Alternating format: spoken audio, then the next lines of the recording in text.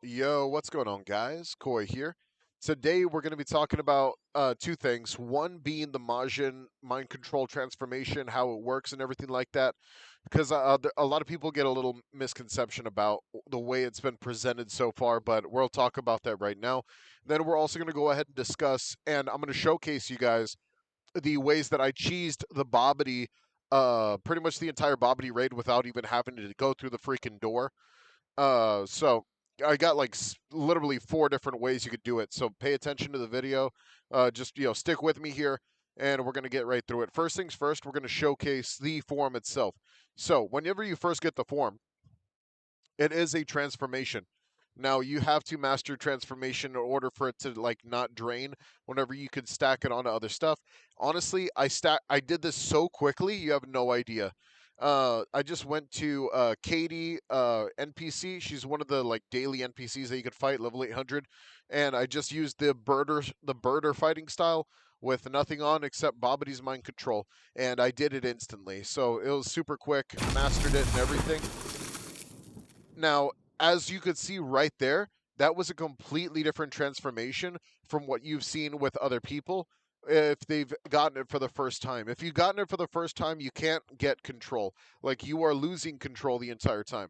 A very, very important distinction to understand that you are losing control and it is harder to fight with it if you have not mastered it because there's glimpses and points where the mind control will actually mess with your brain and it'll stun you like this, and it'll stop you from being able to hit or do stuff like that. I didn't even know it could happen with the Babidi Mind Control. So you can stack this with forms. Hang on, I clicked on the wrong thing. There we go.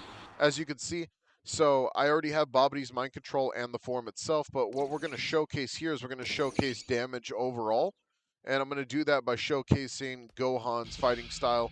Or actually, no, let's do it based off of Pico Drill Beam, because it's probably one of the more standard beams you'll see in the game. No charge, just straight blast. 6,700 and something. Not too bad. Now let's do it with Bobity's Mind Control. 8,400. And then let's go ahead and drop that with my legendary Neko Majin. All right, let's go ahead and get some charge up real quick. Let's get rid of the aura so you guys can see. No charge. 23,000. Now, you guys probably want to see what do you call it, Bobity's form looks like without it. So let's go ahead and do that real quick. So 21,000, not too bad, 21,800. And then we get Bobity's mind control. And then it goes up to 20. So, I mean, it looks like it's like a very small, minute buff, probably like 1.1, 1.2. We're looking as a small minor buff. I feel like it's just a different version of Kaioken in my eyes, due to the fact that Kaioken obviously drains your health and stuff like that, so it makes it very annoying for you to actually use it. But yeah, so it is a buff in some way, shape, or form. Now, I think this damage will actually showcase a lot better if we use ultimate skills. So I'll showcase that real quick before we move on to how we pretty much were able to cheese it and everything like that. So we got the Genocide Blast, which is probably one of the highest damaging moves in the game. I'm going to use it with the Neko Majin. As you can see, we did about 10,500 damage with that. Now we're going to go ahead and use Bobity's Mind Control. And we're going to go ahead and showcase that move one more time before moving on. Let's go ahead and take a look at this damage real quick.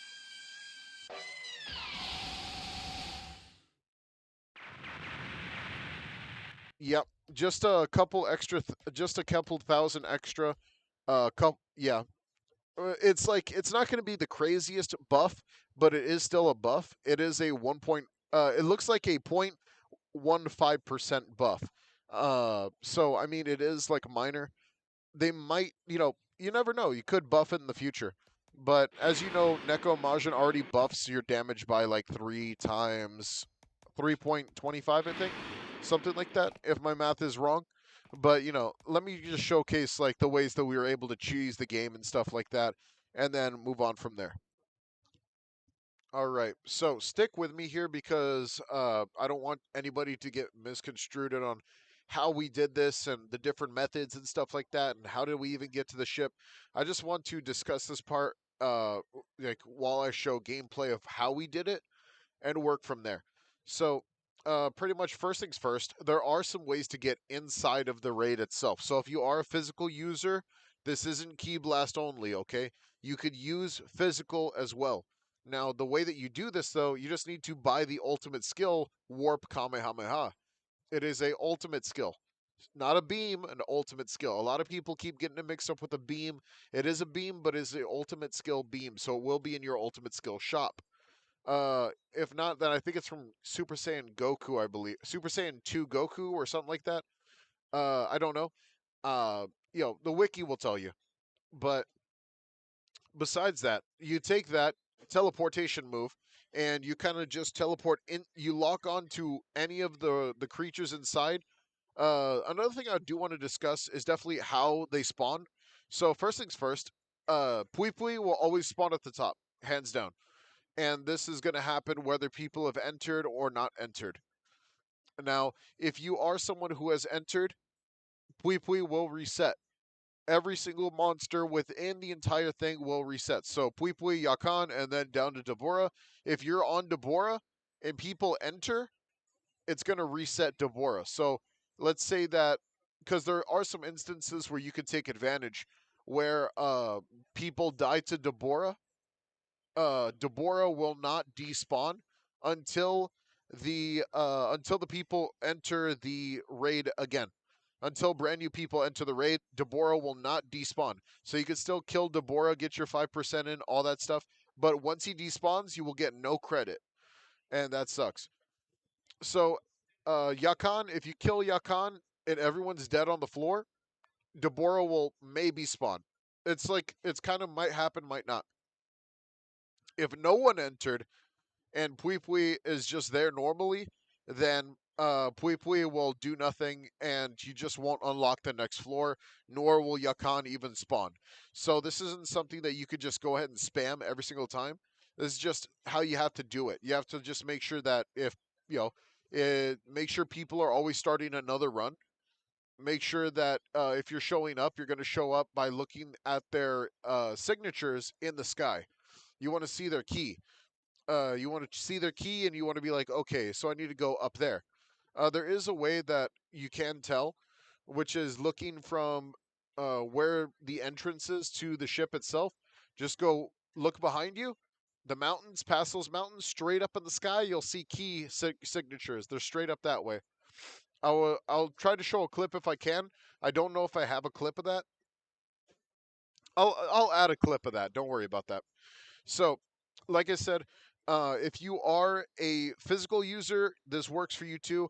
If you're a key user, anything's going to work for key users because as long as you can get your hits in, either through a spirit bomb or any type of like acid rain or any whatever skill that goes like either explodes or goes through stuff, you're going to be just fine.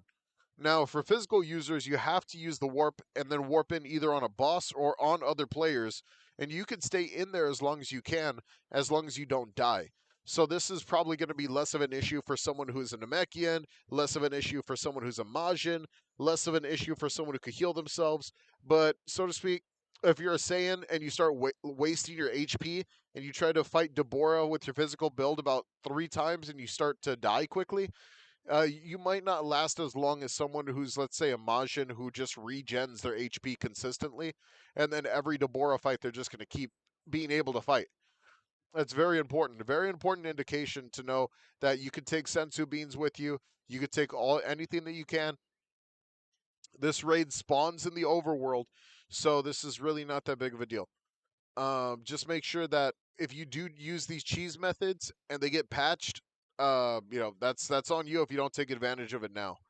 All right. Well, that's it. That's pretty much it. Yeah, we talked about the cheese methods and everything like that. There's really nothing crazy, like no crazy methods you can use besides the warp kamehameha for physical players and the key blasts for normal players, like for key players. All right, take it easy and peace, dudes.